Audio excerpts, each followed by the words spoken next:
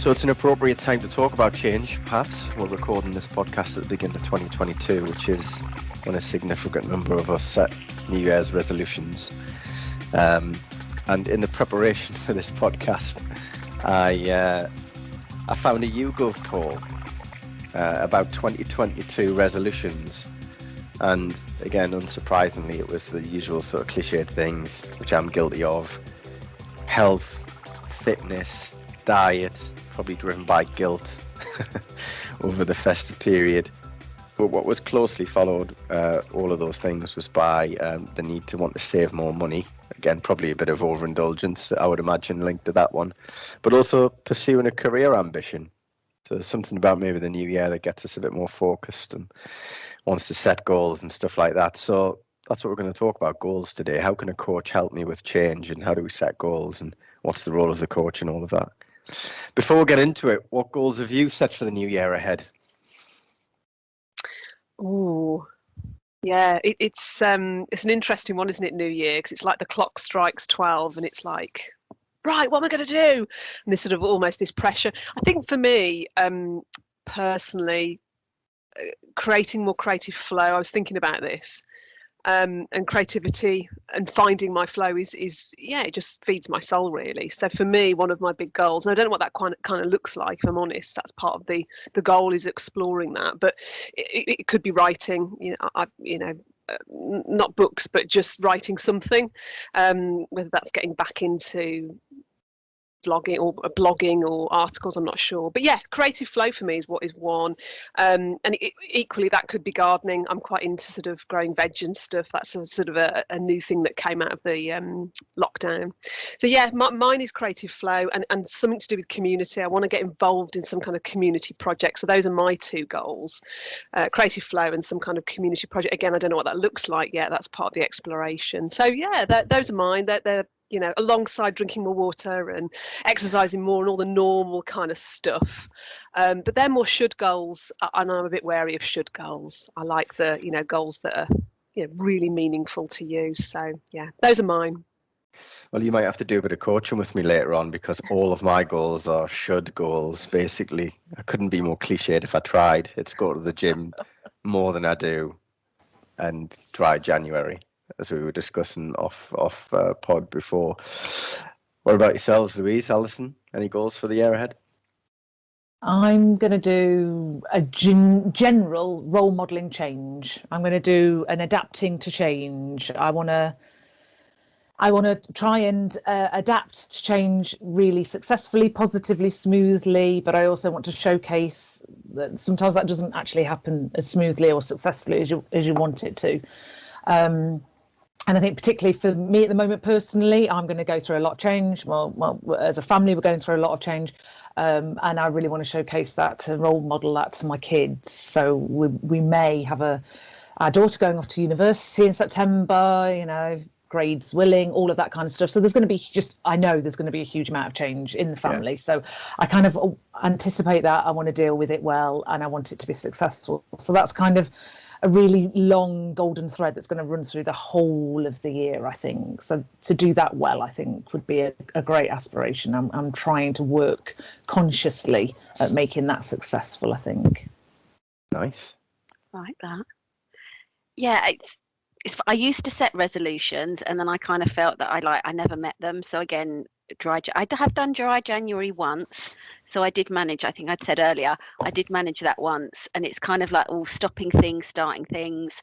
So I have set myself some financial goals. So there's a bit of a good milestone that I'll be reaching in the next year, of something that my aim was to achieve, which I will have done, but which has knock-on impacts on other things. So I have set myself some kind of financial goals, or sort of targets to some extent it's kind of around saving and all of that kind of thing, and kind of where money's going. But I also have I suppose there's a little bit of a mantra that I aim, which is around never letting anyone dull your sparkle. And I know it's a phrase that's often used, but it's things can impact on your mood, but it's about not letting other people impact on your mood. So that's something I want to if I'm kind of feeling that about something that somebody's done or whatever, actually don't let that impact. And then the other one that I've got, and this is probably again, I suppose, off of the back of lockdown, and various different things, but it's about creating moments and creating memories. So making sure that you've kind of either got stuff booked in to kind of like, oh, that's a bit different. So I was looking at a couple of bits at the weekend. I thought, oh, I want to do that. We'll just book and do it.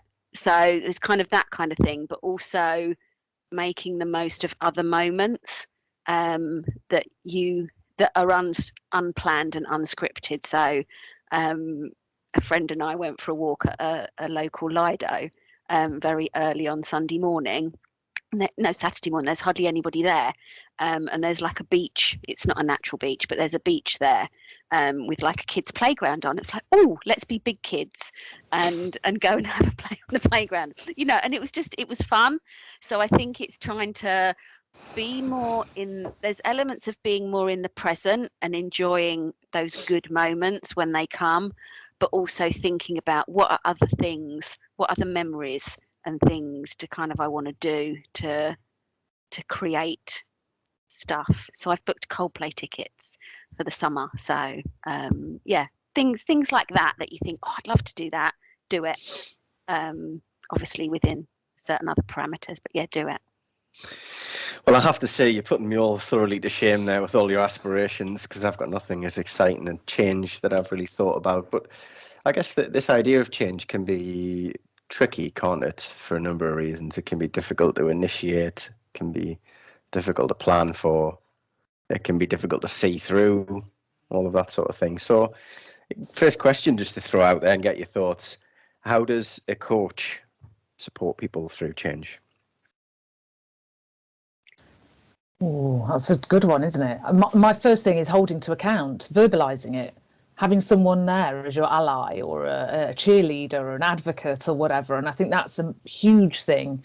I think once you get an idea or a goal or an aspiration or a dream out of your head and you verbalize it or you write it down or you vision it or plan it out, it starts to become so much more real and tangible and closer. So I think that's a massive thing that a coach can do. A pal can do that, of course, a confidant or a family friend. What they might also do is then collude with you in the reasons why you definitely can't do that, or what barriers there might be, and they might kind of join you in that conversation, whereas potentially a coach won't do. Well, they shouldn't do that, and they will kind of hold you to account a little bit more. So I think that for me is a biggie, amongst other things. That's a biggie. I think that's an interesting one. I think definitely not that holding to account. It's about that's the difference that coaching makes. It's about you taking it forward. And I think working with a coach can help you really, I guess, and it's that verbalizing, like you said, actually saying it out loud sometimes makes it real, and really clarifying what it is. What is it? What does it look like? What will it feel like? And I think the other thing for me, I think, is a bit about why. Why is it your goal? It's kind of like the purpose. Why do I want to create moments? Why do you want to manage change? Why do you want to be creative? What's behind that? What's the motivation and the drive? Because I think if you can tap into that and that why, that I think you've got a good hook to build on that, I think. Yeah, I think accountability is key, isn't it? And that why piece, I'm a big fan of that. Why? If you tap into that, you're kind of there. I think for me, my sort of style of coaching, and I mean, coaching is about supporting someone through change, whether that's an internal change or external change. It's all about change, isn't it? And moving forward. I think for me, I take kind of a project management approach to it, I suppose. So it's about what's the goal, and nobody starts coaching with me or has coaching with me unless there's a really kind of clear objective. And then for me, supporting them is breaking that goal down so they can kind of see the timeline. I mean, you're not sort of setting out every action, of course, that's going to be taken, because that comes out organically in the conversation, but setting the goal and creating those milestones, one step at a time, and then looking at behavior and mindset, because that's very much wrapped up in achieving your goal and change, isn't it? And then celebrating along with accountability. I think really celebrating those successes along the way. So there's a whole host of things I think from my side, but yeah, I think accountability and creating the goal and mapping out the sort of the key milestones I think is hugely important. Yeah. Those milestones, like you say, because you could have an overall goal. Oh, I want to lose 2 stone in weight, and you kind of think, oh my God, that's just, well, it's huge. But you kind of think, well, gosh, that sounds unachievable. But actually, by breaking it down, and whether that's through targets and thinking about how okay, so what's your first target? Actually, it might just be to lose a pound, and let's celebrate when you've done that. And I think sometimes if people kind of think, well, the goal's too big or the aspiration's too big, I'm never going to do it. But actually looking at those smaller steps, I think, can make a real difference. Mm. And exploring creative ways of achieving it, because I think what a coach does is bring that extra layer of opportunity or exploration or possibility, really. So taking the weight loss one, because that seems an obvious one, isn't it, that everyone does. It's eat less, move more, obviously, and absolutely, that's completely sound. But okay, there might be different ways of moving more that are a bit more creative than doing your 10,000 steps and doing a gym class or whatever. That's expensive. I have to join a gym. There's a barrier. Well, no, actually, let's break it down and let's just really scope out how creative and exploratory we can get, and really scope out some previously unknown possibilities. And I think that's what another pair of eyes or another helping hand with a coach can do. So I think that's useful as well. And maybe make it fun.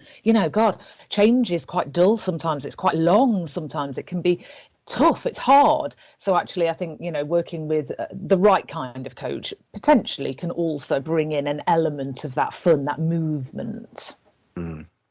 It is interesting to hear you talk about the why and the breaking it down and the accountability and stuff, because I often think about, personally, when someone decides to make a change, right, and they say, right, I want to do this, whether it's a career thing, whether it's a health thing or whatever, that's kind of the easy bit, isn't it? Anybody could say, well, I want to do that, and that can come with a bit of excitement as well, can't it? Of, right, yes, I've made a decision, or I've got a plan. Well, not even a plan. I've just got an idea. But like what you've just said, Louise, it can be a long process. So when that excitement wanes, what have you got then to rely on? And yeah, I agree. I think the why is hugely important, because that's the thing you can anchor yourself to, can't you? I think around this change. It's stuff that's going to keep you going when it gets tough or the excitement wanes, as I've said. But of course, you need, Lou, as you said, the specific plan as well, like literally the milestones. Otherwise, it does just become a kind of wish and a hope, and without the rigor around it, the chances of it happening are slimmer. It's not that it won't happen, but the chances of it are slimmer. Yeah. Well, what do you think stops people changing? Just as a question. I mean, if it is if it is, like I've said, easy to come up with the idea and the excitement and the sort of vague idea of what you want to change, what do you think stops people? Well, it comes back to that why, doesn't it? If their why is not compelling enough, they're not, the commitment isn't there. So I think that's, for me, there's 2 reasons that I can think of. It's the goal's not compelling enough. How committed are you to that goal? Scale of 1 to 10. If someone's at a 7, I'm like, we need to explore that.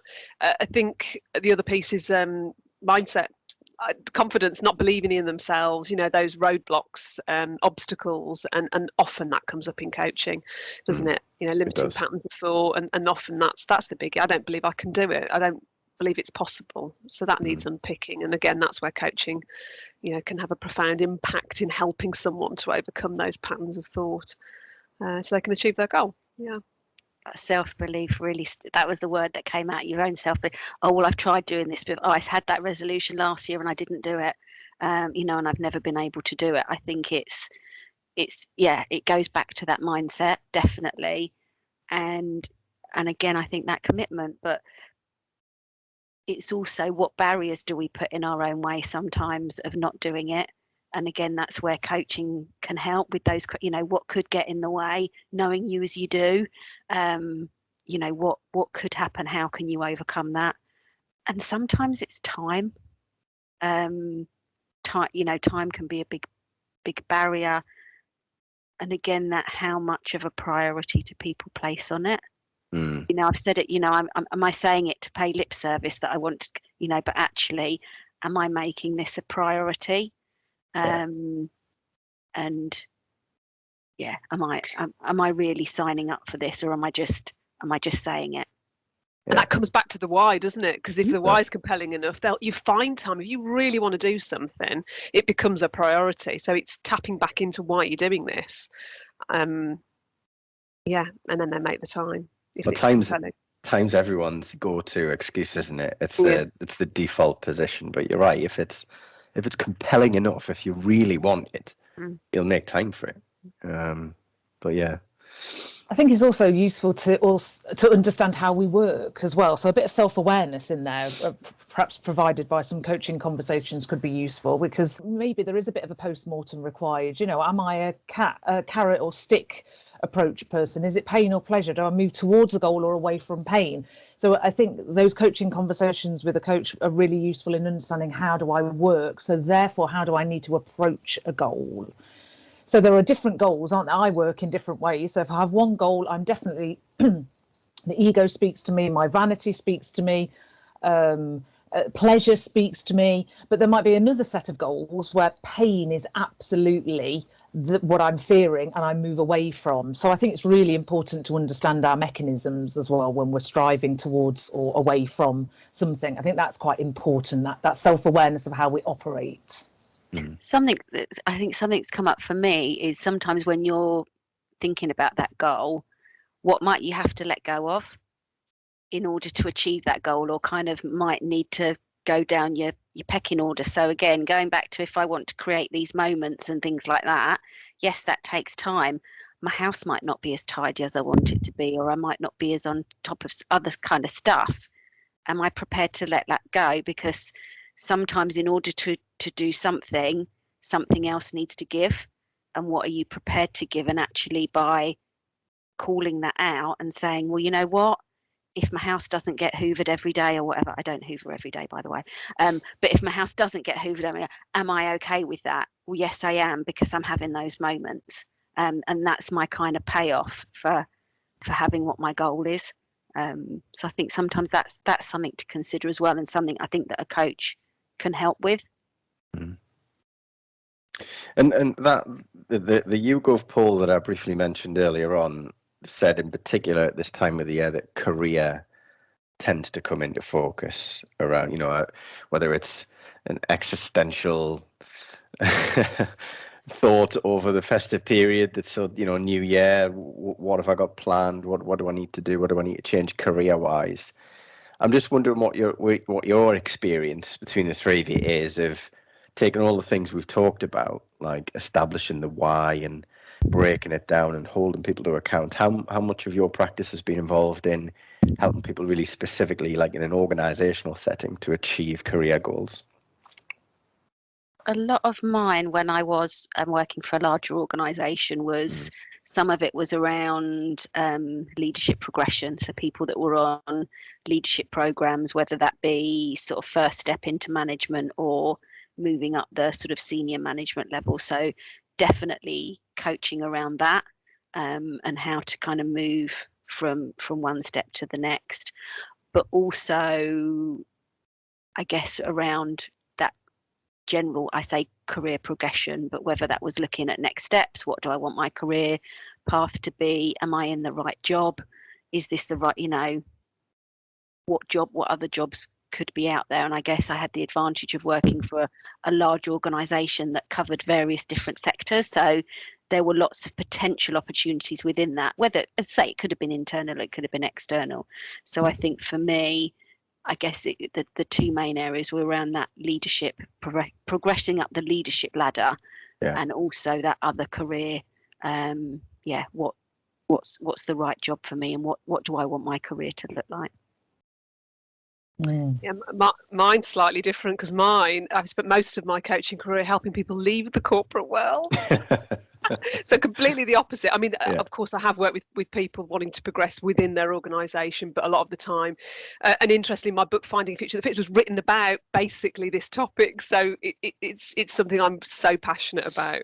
And one of the big things I would do with someone if they came to me and said, look, I'm ready to make a transition, we'd do something called blueprint work, where we'd look at sort of, I suppose, almost like building a jigsaw puzzle of that human being. What are your drivers? What are your motivators? Things like values and passions, gift zone, environments where they thrive. So we kind of build this picture of who they were as an individual, and that then became the compass to help them navigate whatever the next step was, whether that was within their organisation and progressing, whether it was external.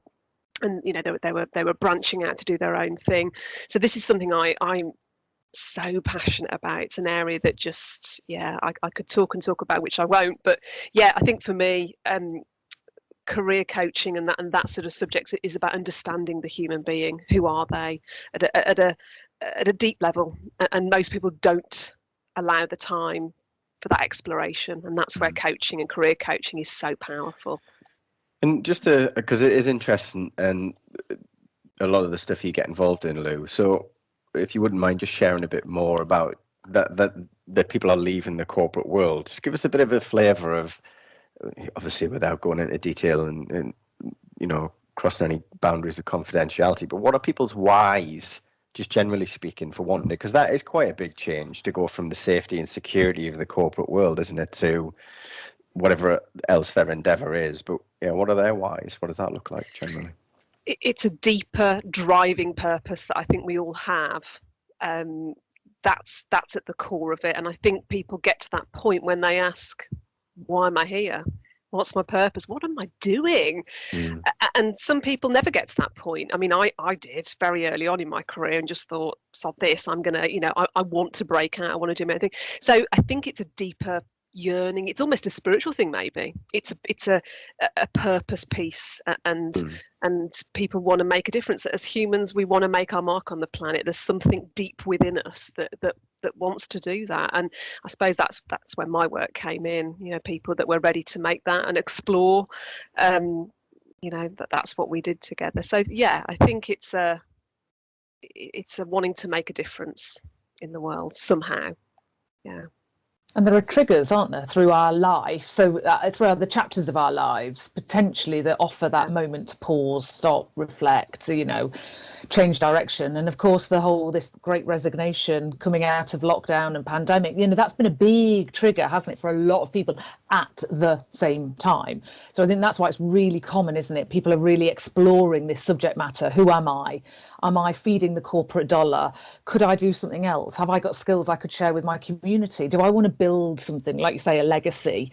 And our minds have been opened and priorities have shifted.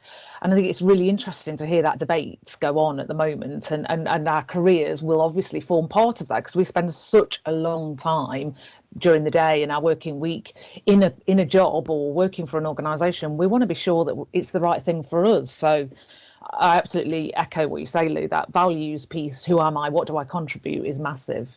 When I've done career coaching before, it's almost two-pronged. So there's always practical elements like outplacement and looking at your CV and all that kind of stuff. But actually, underneath it all is the values. Who am I and where do I want to be? And getting rid of that role, that job title thing, and just, like you say, that jigsaw, reimagining what working life could be like for that individual. That's the exciting bit. I've coached, again, quite a lot of people who were going through change programs, restructures, redundancy. And that, again, was a really useful time, because people had probably been in the organisation for a long time and were very comfortable in the organisation. And then to kind of think, well, actually, that comfort blanket's going, can be quite unnerving. But I think what we were able to do was actually explore, well, okay, but what else is there? You've kind of sat in this little corporate bubble and in this safety net doing what it is that you do, but actually what else could you do?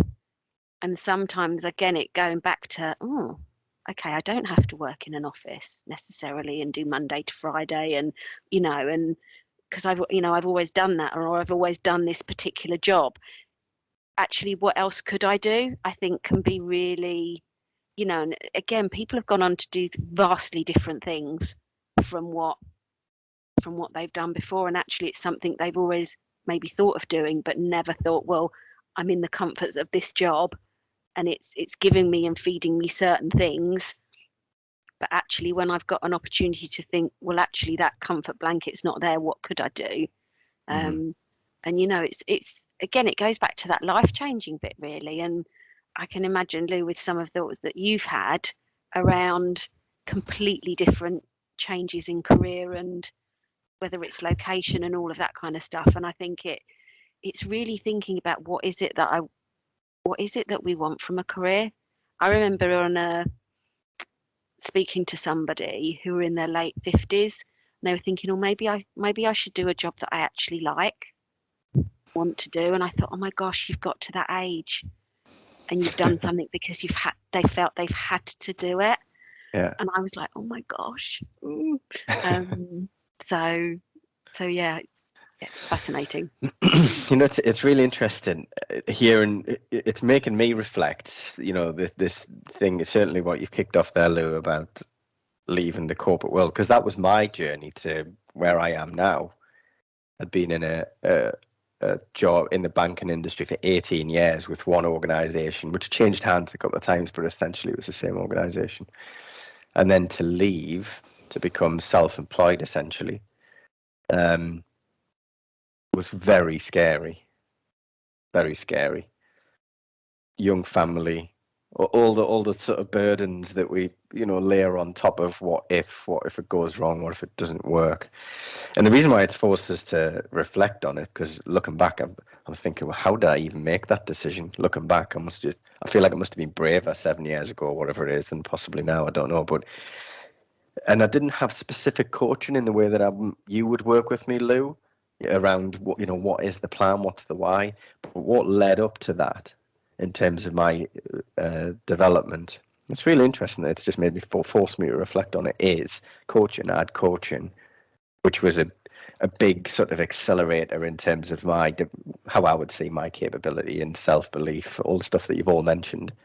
And I probably wouldn't have been able to do that had I not built that self-belief, and it wouldn't have been able to make that decision, and would have remained in that organization because it was the safe option on paper.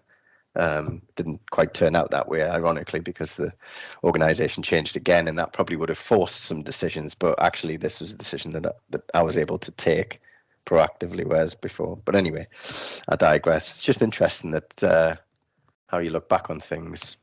But I think as well, what I'm hearing you say is that you found some passion and that purpose, and it drives you, and actually it makes you brave. If you've got a vision of somewhere where you're going and you're passionate about it. Same for me. I remember sliding my resignation letter across the table and saying to my boss, I'm leaving, I'm going to write a book and I'm going to start a business. And he sort of looked at me as if to go, yeah, right. And off I went. And it was the passion. If you find something that really kind of moves you, I think you become very brave, and the mindset starts to shift as a result of that. So yeah, it's that goes back to that, Ali's, you know, why. If you can really nail that and find that, it moves you. It's interesting how many coaching conversations come back to self-belief and confidence and purpose and all of those sorts of things. Lou, give that book a proper plug this time. What's the book again? Where can people find it? Oh, my book. Finding a Future That Fits on Amazon. Yeah, Hay House. It's written a while ago now. There must be another book brewing somewhere inside me. And Mindset Mastery, which also on Amazon as well, which came afterwards. So, and they're very much career coaching, if I'm really honest. There's a coaching element to them. They're more self-development, but yeah, anybody that wants to leave the corporate world, that's the book to read. We'll put a link in the description. Oh, thank you. So I guess just to kind of bring us to a conclusion for this discussion around change, just help me sum up the answer to the question that this episode is named after. How can a coach help me with change? If we had to distill it down into its core core things that a coach can do. How can a coach help with change? Get you to visualize it or talk about it. Whatever plays into your style. So whether you like to visualize things, have something written down, talk about it. For me, it's that. What does it look like? What does it feel like? Create that picture of where you want to be. I think would be something that I would do. And then it's that bit about how do we get there. I mean, Louise talked about lots of different tools that she uses. Another one, again, which people may be familiar with, is the Wheel of Life. So you can use that for many different things, but I've used that around career, kind of what's important, what are your priorities, what do you want from a job, what do you want from a career, what motivates you. There's various different ways that you can use that, but I think it's tapping into that motivation, getting them, as I say, to picture it, write it down, whatever it is, to really get that sense of, yeah, I want to be there. And then the pieces work is right. How are you going to get yourself there? And the Wheel of Life, not to be confused with the Game of Life, which many people would have received at Christmas. That might have unintended consequences for your career, maybe that one. Okay, what else? I think for me, it's 3 steps. I mean, first and foremost, if you're struggling with change, hire a coach. Get some help, right? Get some help. And the 3 steps for me would be, well, number 1, hire a coach. Number 2, what's the objective? What's the goal? Find that why. You know, what's the objective? Where are you moving towards? Like Ali said, that kind of create the vision.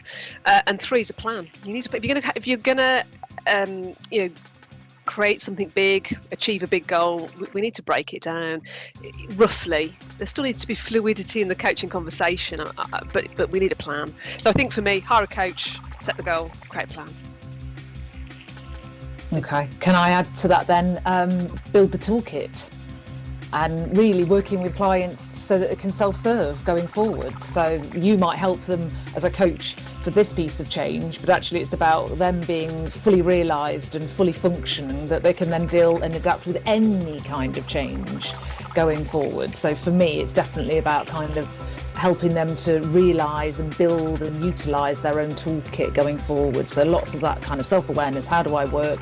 What works for me? What does my experience tell me? Evidence tells me I've done this before. How can I do it again, but in a different scenario? And really kind of building them up to be the best version of themselves. And then they can make change every day, day in, day out, if they wanted to.